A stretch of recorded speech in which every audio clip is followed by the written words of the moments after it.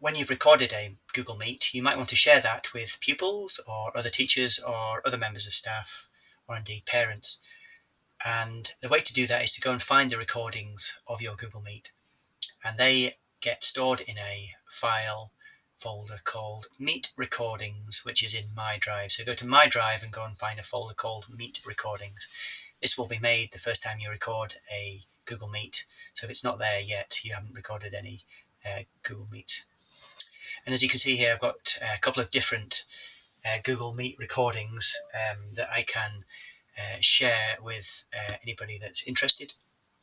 The first one, at the bottom here, the TBH link here, came from a Google Meet that was generated via Google Classroom. So this Google Meet here had this unique code TBHHWTJZDA, and that came from the Meet link that was in Google Classroom.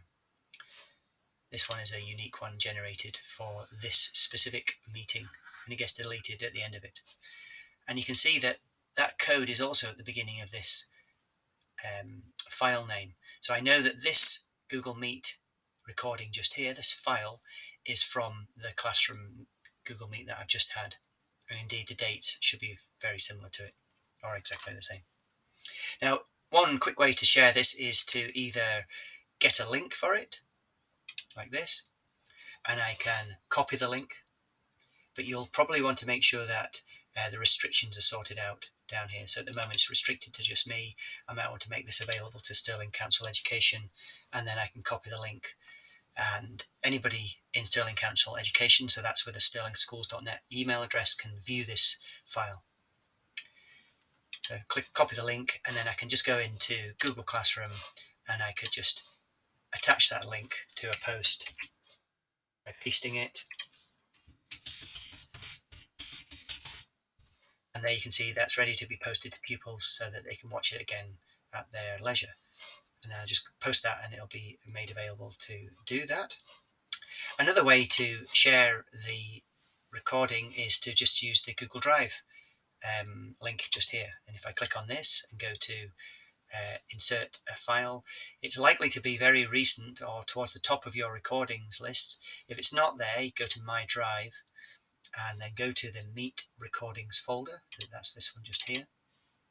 And you can see those are the files that we were looking at just before. And this is the one that I wanted to share with pupils, TBH link one just here. So I just double click that and it goes into the post as well. Now I could have done that through classwork as an assignment. If there was going to be a video to be watched, for instance, I just use the Google Drive attachment just at this point as well. So that's how you share a meeting that was recorded with pupils from either Google Drive by getting a link. So that's right click, get link, or go into Google Classroom and add the link here, or use the Google Drive file process just here.